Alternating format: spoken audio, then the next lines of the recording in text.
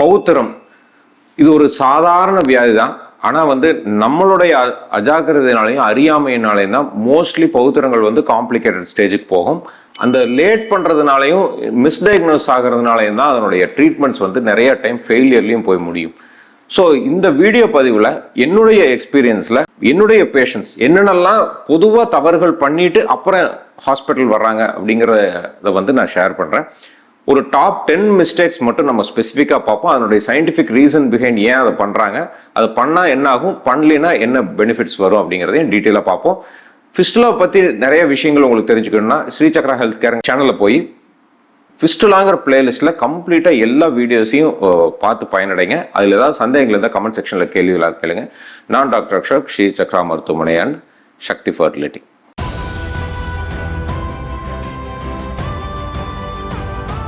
Fistula patients பண்ணுற first mistake, அதாவது இது சாதாரண ஒரு ஹீட் கொப்பளம் தான், இது தானாக சரியாயிடும் அப்படிங்கிறது.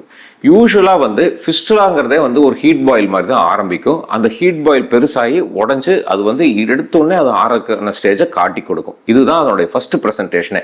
இது சரியாயிரும்னு நம்ம நம்புவோம்.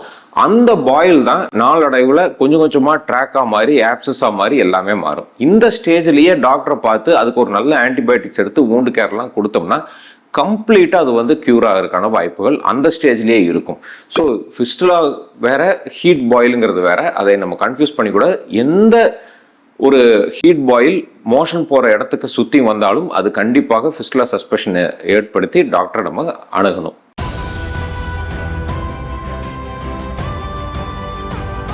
ஃபிஸ்டுலா பேஷண்ட்ஸ் பண்ணுற ரெண்டாவது தப்பு, அந்த ஒரு மோஷன் போகிற இடத்துல ஒரு பஸ் ஃபார்ம் ஆகி அந்த பஸ் வெடிஞ்சு வெளியே வந்தோடனே க்யூர் ஆயிடுச்சு அப்படிங்கிறத நம்புறது. என்ன ரீசன்னா, அந்த பஸ் வெளியே வந்தோடனே அந்த காயம் ஆடுற ஸ்டேஜுக்கு வெளியே காட்டி கொடுக்கும். ஆனால் உள்ளே இருக்கிற டனல் வந்து அதே மாதிரி தான் இருக்கும். நிறைய பேர் இது அந்த ஆணி வெளியே வந்துடுச்சு உடனே க்யூர் ஆயிடுச்சுன்னு நம்புவோம். பட் அந்த டனல் இருக்கிற வரைக்கும் அது மறுபடியும் செக்ரேஷன்ஸ் கலெக்ட் ஆகிட்டே இருக்கும். அது ஆப்சஸாக மாறும், இல்லைன்னா மறுபடியும் அந்த வெளியே ஓப்பனிங் வந்து ஓப்பன் ஆகி மறுபடியும் பஸ் வெளியே வரும். ஸோ இந்த ஆன்டிபயோட்டிக்கோ பெயின் கில்லரோ ஏதோ ஒரு ட்ரீட்மெண்ட் எடுத்தோடனே இந்த பஸ் வெளியே வந்துருச்சு அப்படிங்கிறது உடனடியாக எனக்கு க்யூர் ஆயிடுச்சுன்னு சொல்லி ஃபர்தர் ட்ரீட்மெண்ட்டை ஸ்டாப் பண்ணுறது மிக மிக தவறான விஷயம். ஃபிஸ்டுலா ட்ராக்ட் உள்ள இருக்கா இல்லையாங்கிறத நம்ம செக் பண்ணி பார்த்துக்கிறது மிக முக்கியமான விஷயம்.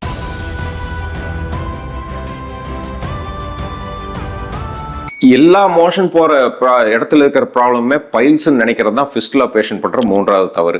யூஸ்வலாக வந்து இந்த பிஎன்எல் ப்ராப்ளம்ஸ், ஆசனவாய் சுற்றி வரக்கூடிய ப்ராப்ளம் வந்து ஒன்று பைல்ஸாக இருக்கலாம், ஹெமராய்ட்ஸ்ன்னு சொல்லி, இல்லைன்னா ஃபிஷர் ஆசனவாய் வெடிப்பு இல்லை பிளவாக இருக்கலாம், இல்லைன்னா ஆப்சஸாக இருக்கலாம், சீல் கட்டிகளாக இருக்கலாம், இல்லைன்னா ஏதாவது ஐபிஎஸ் ஐபிடி இந்த மாதிரி Crohn's disease, inflammatory bowel disease அந்த மாதிரி ரீசன்ஸ்னால டியூபர்குலோசிஸ்னால ஏதாவது இன்ஃபெக்ஷன் இருக்கலாம், இல்லை கேன்சரஸ் ரிலேஷனாக இருக்கலாம், இல்லைன்னா ஃபிஸ்டுலாவாக இருக்கலாம். ஸோ நம்ம வந்து எந்த ப்ராப்ளமாக இருந்தாலும் பொதுவாக யாராச்சும் கேட்கும்போது இது பைல்ஸ் அப்படின்னு சொல்லிடுவாங்க. ஸோ எந்த ப்ராப்ளமாக இருந்தாலும் அது ஃபிஸ்டுலாவாக இருந்துருச்சு அப்படின்னா அது ஏர்லியராகவே டயக்னோஸ் பண்ணியிருந்தோம்னா கண்டிப்பாக க்யூர் ஏற்படுத்த முடியும். So not all perianal problems are piles. எல்லா ஆசனவாய் ப்ராப்ளமும் பைல்ஸ் கிடையாது, ஃபிஸ்டுலாவாகவும் இருக்கலாம். அதை ஏர்லியராக நம்ம வந்து டயக்னோஸ் பண்ணி அட்ரஸ் பண்ணணும்.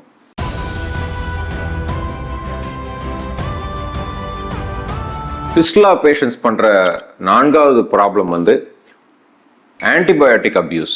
எப்போவுமே எந்த இடத்துல ஒரு ஹீட் பாயில், ஒரு பெயின், ஒரு ஃபீவர் எது வந்தாலும் உடனடியாக ஒரு டாக்டரை பார்க்குறோம், இல்லைன்னா செல்ஃப் மெடிக்கேஷன் எடுக்கிறோம், இல்லைன்னா மெடிக்கல் ஷாப் போகிறோம், உடனடியாக ஆன்டிபயோட்டிக் எடுத்தோடனே அது ப்ராப்ளம் சால்வ் ஆயிரும் நம்புகிறோம். யூஸ்வலாகவே ஃபிஸ்டுலால ஆரம்ப ஸ்டேஜில் ஆன்டிபயோட்டிக் அண்ட் பெயின் கில்லர் எடுத்தோடனே அந்த வூண்டு வந்து ஹீலிங் ஸ்டேஜை காட்டி கொடுக்கும். ஆனால் அது நிரந்தர தீர்வாக இருக்காது. இதை வந்து நம்ம என்ன பண்ணோம்னா multiple centres, multiple doctors, multiple advices எடுக்க நிறைய டைப் ஆஃப் ஆன்டிபயோட்டிக்ஸ் யூஸ் பண்ண ஆரம்பிச்சிருவோம். நாளடைவில் எல்லா ஆன்டிபயோட்டிக்குமே நம்மளுக்கு வந்து ரெசிஸ்டன்ஸ் டெவலப் ஆயிரும், வேலை செய்யாமல் போகிற சுச்சுவேஷன் வந்துடும். அதனால ஆன்டிபயோட்டிக் அப்யூஸ் அப்படிங்கிறது கண்டிப்பாக ஸ்டாப் பண்ணும். ஃபிஸ்டுலாவை பொறுத்தளவில் ஆன்டிபயோட்டிக்கோட நெசசிட்டி மிக மிக குறைவு. அதை நம்ம தவிர்த்துக்கிறது நல்லது. ஏர்லி ட்ரீட்மெண்ட் வித் எக்ஸ்பர்ட் அது வந்து ரொம்ப இம்பார்ட்டன்டான விஷயம். ஃபிஸ்டுலா பேஷண்ட் பண்ணுற ஐந்தாவது தவறு வந்து நிறைய சென்டர்ஸ், நிறைய சோஷியல் மீடியாவிலேருந்து நாலேஜ் கெயின் பண்ணிக்கிறது. அதாவது ஃபேஸ்புக், யூடியூப், வாட்ஸ்அப், பக்கத்து வீட்டுக்காரங்க, ஃப்ரெண்ட்ஸு, நம்மளுடைய ஃபேமிலியில் இருக்கிற சீனியர் மோஸ்ட் பர்சன், நம்மளுக்கு அட்வைஸ் கொடுக்குற நபர்கள், ஆஃபீஸ் ஸ்டாஃப்ஸு எல்லாருமே எனக்கும் இந்த மாதிரி ஒரு ப்ராப்ளம் வந்து, எனக்கு தெரிஞ்சவங்க இந்த மாதிரி ஒரு ப்ராப்ளம் வந்து இது பண்ணுங்க ரெடி ஆகிட்டாங்க அப்படிம்பாங்க. அதை நம்பி குவாக்ஸ் கிட்ட போகிறது, நம்ம வில்லேஜில் இருக்கிற தாய்ஸ் கிட்ட போகிறது, எல்லா வகையான ட்ரீட்மெண்ட்டும் இதுக்கு ரெகுலராக எல்லாரும் எடுத்துகிட்டு தான் இருக்கிறாங்க. இதனால என்ன ஆகும் அப்படின்னா ஒரு தவறான ட்ரீட்மெண்ட், அதாவது ஹோம் ரெமெடிஸ் எடுத்திருப்பாங்க, சும்மா அனாவசியமான க்ரீம்ஸ், ஆன்டிபயோட்டிக்ஸ், பெயின் கில்லர்ஸ், நிறைய ட்ரீட்மெண்ட்டுகள் போயிட்டு இருந்திருக்கும். இதனால என்ன ஆகும் அப்படின்னா நாளடைவில் அந்த ஃபிஸ்டுலாவோட ட்ராக் பெருசாயிட்டே போய் பக்க கிளைகள் சப்சிக்வெண்ட் ட்ராக்ஸ் வந்து கிரியேட் ஆக ஆரம்பிச்சிடும். சிம்பிள் ஃபிஸ்டுலா வந்து காம்ப்ளெக்ஸ் ஃபிஸ்டுலாக ஆரம்பிச்சிடும். இந்த ஸ்பிங்டர்ஸை வந்து அஃபெக்ட் பண்ண ஆரம்பிச்சிடும்.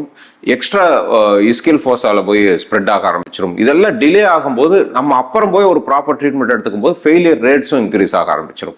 அதனால ஃபிஸ்டுலா அப்படின்னா எடுத்தோன்னே இதுக்குன்னு ஒரு ஸ்பெஷலிஸ்ட் இருக்கிறாங்க, அவங்களை போய் கன்சல்ட் பண்ணணும் அப்படிங்கிறத மைண்ட் செட்டில் வச்சிருக்கணும். நம்மளே ஒரு யூகிச்சு அதை ட்ரீட்மெண்ட் எடுத்துக்கிறது தவிர்த்துக்கிறது நல்லதுங்க.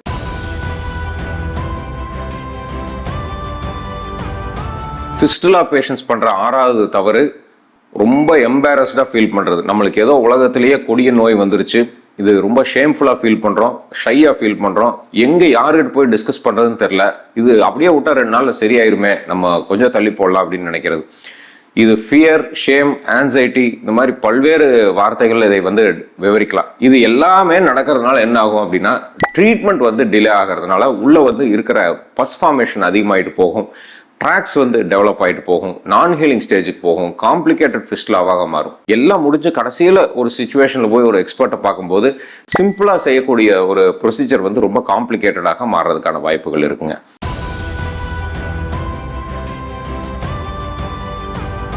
ஃபிஸ்டுலா பேஷண்ட்ஸ் பண்ணுற 7வது தவறு இருக்கையிலே இதுக்கு பெஸ்ட் சென்டர், பெஸ்ட் டாக்டர் போய் எடுத்தோன்னே கன்சல்ட் பண்ணாமல் இருக்கிறது.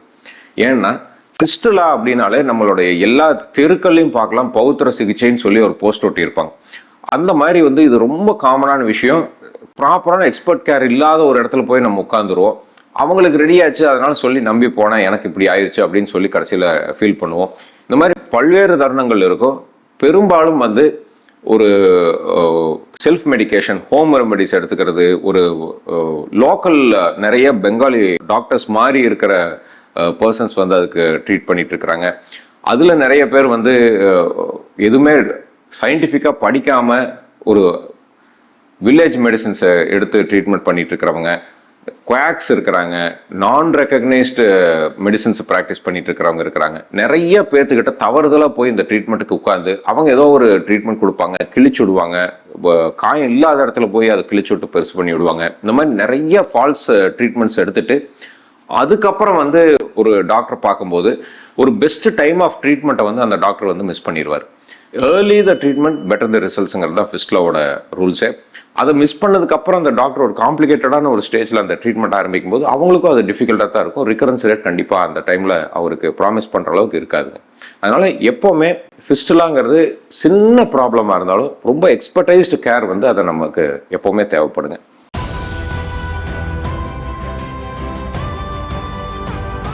ஃபிஸ்டுலா பேஷண்ட்ஸ் பண்ணுற 8வது தவறு எந்த ட்ரீட்மெண்ட்டாக இருந்தாலும் காஸ்ட் ஃபேக்டரை வச்சு டிசைட் பண்ணுறது. யூஸ்வலாக சின்ன ஆப்சஸ், சின்ன கிரி விட்டாலே சரியாயிரும் அப்படின்னு சொல்லி ஒரு 1000-2000 ருபீஸ் வாங்கிட்டு யாரோ ஒருத்தர் அதை பண்ணிட்டு இருப்பாங்க.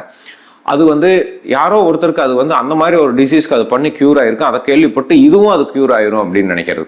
பட் ப்ராப்பராக ஃபிஸ்டுலா ட்ரீட்மெண்ட்ல நிறைய டைப்ஸ் ஆஃப் ட்ரீட்மெண்ட் இருக்கு. மோர் தென் 10 டைப்ஸ் ஆஃப் ட்ரீட்மெண்ட்ஸ் வந்து அவைலபிளாக இருக்கு. ஒவ்வொரு ட்ரீட்மெண்ட் ஆப்ஷன்ஸ்க்கும் ஒவ்வொரு டைப் ஆஃப் காஸ்ட் ஃபேக்டர் ஆகும். ஸோ அந்த காஸ்ட் ஃபேக்டரை மனசில் வச்சு அது அந்த சென்டரில் வந்து உட்காந்து டிஸ்கஸ் பண்ணி இதில் எது எனக்கு சூட்டபிள் ஆகும், இது என்னுடைய சோஷியோ எக்கனாமிக் ஸ்டேட்டஸ் இப்படி இருக்குது, எனக்கு என்னென்ன மாதிரியான கன்செஷனில் உன்னால் பண்ணி கொடுக்க முடியும், இது எல்லாமே எதில் பெனிஃபிட்ஸ் அதிகமாக இருக்கும், காஸ்ட் கம்மி பண்ணாலும் என்னுடைய பெனிஃபிட்ஸ் பாதிக்காத அளவுக்கு எதுலாம் நான் காஸ்ட் கம்மி பண்ணிக்கலாம், எல்லாமே அந்த சென்டரில் உட்காந்து டிஸ்கஸ் பண்ணி ஒரு ட்ரீட்மெண்ட் எடுத்திங்கன்னா நம்மளுக்கு ஒரு பெஸ்ட் ட்ரீட்மெண்ட் ஆப்ஷனும் கிடைக்கும், காஸ்ட் எஃபெக்டிவாகவும் இருக்கும். ஸோ அதனால் எடுத்தோன்னே இது ரொம்ப ட்ரீட்மெண்ட் காஸ்ட்லி, நம்ம சீப்பரான ஒரு இதுக்கு போயிடலாம் அப்படிங்கிறத நாலேஜ் இல்லாமல் ஒரு சூஸ் பண்ணுறது மிக மிக தவறான விஷயம். இதனால் என்ன ஆகும்னா இனிஷியல் ட்ரீட்மெண்ட்டே தவறுதலாக போய் முடியும்.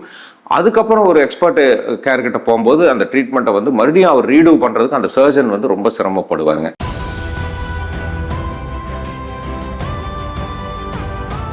ஃபிஸ்டுலா பேஷண்ட்ஸ் பண்ணுற 9வது தவறு போஸ்ட் ஆப்ரேட்டிவ் இன்ஸ்ட்ரக்ஷனை ரொம்ப அலட்சியப்படுத்துறதுங்க. சர்ஜரி எவ்வளோ முக்கியமோ அதே மாதிரி போஸ்ட் ஆப்ரேட்டிவ் கேர் ரொம்ப முக்கியம். ஏன்னா அந்த காயம் ஒன்று இருக்கும், அந்த காயம் திரும்ப வராமல் பார்த்துக்கிறதுக்கு ப்ராப்பர் ஃபுட்டு அட்வைஸ் எடுத்துக்கணும், ப்ராப்பரான வூண்ட் கேர் கொடுக்கணும், ப்ராப்பரான லைஃப் ஸ்டைல் மாடிஃபிகேஷன் வேணும், ப்ராப்பர் மெடிகேஷன்ஸ் எடுத்துக்கணும். இது எல்லாத்துக்கும் மேலே ப்ரீ ஆப்ரேட்டிவ் கவுன்சிலிங் செஷன் கண்டிப்பாக அட்டன் பண்ணியிருக்கணும். என்னென்ன காரணத்தினால எல்லாம் ஃபிஸ்டில் ஃபெயிலியர் ஆகலாம் அப்படிங்கிறத ரொம்ப டீட்டெயிலாக நம்ம வந்து அதை தெரிஞ்சு வச்சுருக்கணும். இந்த 5 விஷயத்தையுமே நம்ம ஃபாலோ பண்ணால் தான் நம்மளுடைய வூண்ட் கேர் வந்து ஹீல் ஆகி ஃபிஸ்டுலாலேருந்து நம்ம கம்ப்ளீட்டாக க்யூர் ஆக முடியும். ஸோ இந்த ஃபிஸ்டுலா போஸ்ட் ஆப்ரேட்டிவ் கேர் அப்படிங்கிறது சர்ஜரி எவ்வளோ முக்கியமோ equally important post operative wound கேருங்க.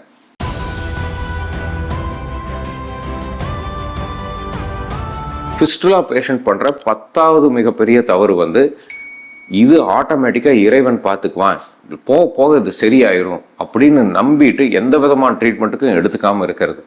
யூஸ்வலாக இது வந்து வெளியே தெரிய காய்ச்சலாக இருந்ததுனாலோ, மூக்கு சளியாக இருந்ததுனாலோ, கை காலில் ஏதாவது உடஞ்சி ஏதாவது இருந்ததுனால வெளியே தெரியும். நம்ம உடனடியாக போய் ஒரு டாக்டர் பார்த்துருவோம். நம்ம வேண்டாம்னு நினச்சாலும் நம்ம கூட இருக்கிறவங்க கூட்டிகிட்டு போய் காமிச்சிட்டு வந்துடுவோம். பட் ஃபிஸ்டுலா மறைவான இடத்துல இருக்கிறனால நம்ம அது ஓடையே வாழ்ந்து பழகிக்குவோம். எப்போவுமே இது சரியாயிரும் அப்படிங்கிற ஒரு நம்பிக்கையை நாளடைவில் எடுக்க ஆரம்பிச்சிருவோம். ஏன்னா ஒரு நாள் இது அலாமிங்காக மாறப்போகிறது இல்லை. லேசான ஒரு ப்ராப்ளம் பெர்சிஸ்டண்ட்டாக இருந்துகிட்டே இருக்கும். அது பெரிய ஒரு டெய்லி ஆக்டிவிட்டீஸில் வந்து பெரிய பாதிப்பு ஏற்படுத்தாதனால அது கூட நம்ம வாழ்ந்து பழகிக்குவோங்கிற ஒரு சிச்சுவேஷன் வந்துடும். ஸோ அந்த மாதிரி வந்து இது தானாக சரியாயிரும் அப்படின்னு நம்பிட்டு உட்கார்ந்துட்டு இருக்கிறது தான் ஃபிஸ்டுலா பேஷண்ட்ஸ் பண்ணுற மிகப்பெரிய தவறாக இருக்கும். ஸோ அது ஒரு நாளடைவில் என்ன ஆகும்னா காம்ப்ளிகேட்டடான ஒரு ஃபிஸ்டுலா ஸ்டேஜுக்கு போயிடும். அப்புறம் போய் ஒரு ட்ரீட்மெண்ட் ஆரம்பிக்கும் போது நல்ல ரிசல்ட்ஸ் கிடைக்காதுங்க. அதனால don't wait for fistula to cure on itself. அது தெளிவாக பௌத்திர கட்டிகள் தானாக சரியாகும் அப்படிங்கிற நம்பிக்கை, தவறான நம்பிக்கை எடுத்துக்கொள்ள வேண்டாம்.